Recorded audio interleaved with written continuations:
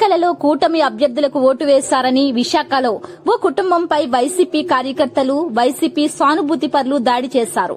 విశాఖ ఉత్తర నియోజకవర్గంలోని Burma camp ప్రాంతానికి చెందిన సుంకర ధనలక్ష్మి కుటుంబ సభ్యులు అభిమానంతో కూటమి అభ్యర్థులకు ఓటు వేయడంతో స్థానికంగా ఉన్న వైసీపీ కార్యకర్తలు లోకేష్, భూలోకతో పాటు మరికొంతమంది విచక్షణారహితంగా దాడి చేశారు.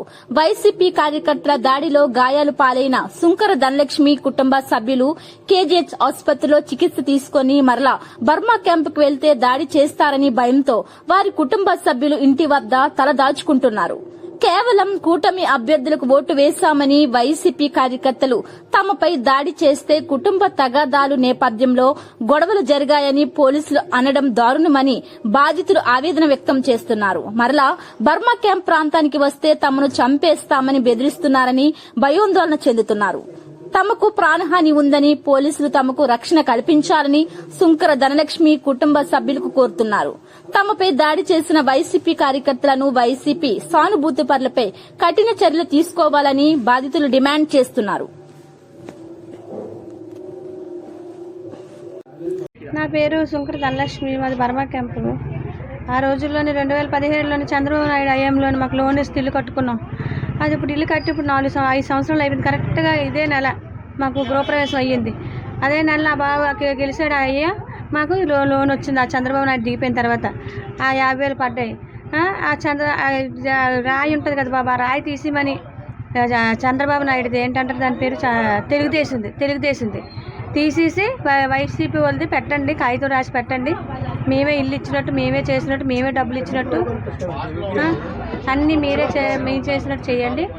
డబ్బులు పంచారు కదా బాబు, డబ్బులకి రమ్మన్నారు. మీరు రామన్నా, మా ఇంటికి మాకు నచ్చదు, మా ఇంట్లో మాకు గొడవలు అయ్యాయి, వాళ్ళకి మాకు మొన్న కొట్టారు కదా బాబు, వాళ్ళు నిన్న కొట్టారు కదా, నేను చాలా మట్టుకు చాలా దెబ్బలు కొట్టారండి, ఉత్తుపున్ననే తిట్టారండి, రాయలు దాడి చేశారు, తాగేసి వచ్చి ఇంటి మీదకి వచ్చి కొట్టు దగ్గరికి వచ్చి కైని కావాలని అడిగినట్టు అడిగి పిల్ల చేపట్టుకొని లాగే, చిన్న పాప చెయ్య, అమ్మాయి కడుపుతుంది, ఈ అమ్మాయి చేపట్టుకొని అవుతుంది, దేనికిలా చేపట్టుకొని అవుతానని అడిగినందుకు మా పాప మీద, నా మీద, వాళ్ళ పిన్ని, లోకేష్, భూలోక, ఆశ, భాస్కర్, సాయి, వైసీపీ నాయకులు, ఇదంతా వైసీపీ నాయకుల దౌర్జన్యం అండి.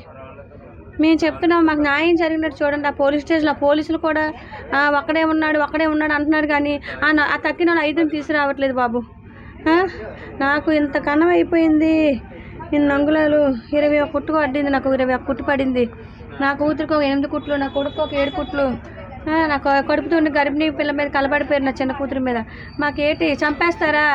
మనుషుల్లో బతుకుతున్నావా, రాక్షసులో బతుకుతున్నావా? ఇదేమి అసలు ఆంధ్ర, ఏ విశాఖపట్నం?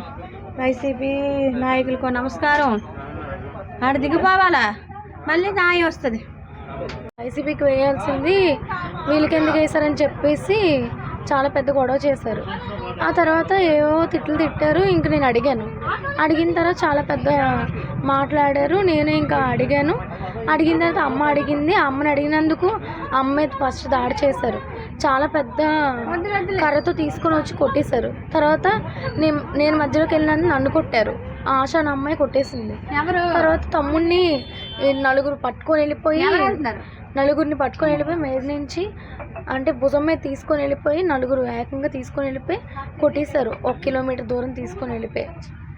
ఆ తర్వాత మా చెల్లిని కూడా, అది ఇప్పుడు తను ప్రెగ్నెంట్ 7th month, తను కూడా అలాగే కొట్టేశారు. ఇప్పుడు అస్సలు మాకు న్యాయం అనేది జరగలేదు.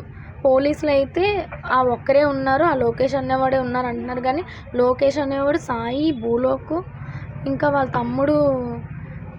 తమ్ముడు ఇంకా చిన్ని, ఆశానమ్మ, వాళ్ళందరి మీద కేసు పడాలండి. వాళ్ళందరూ వచ్చి మమ్మల్ని కొట్టారు.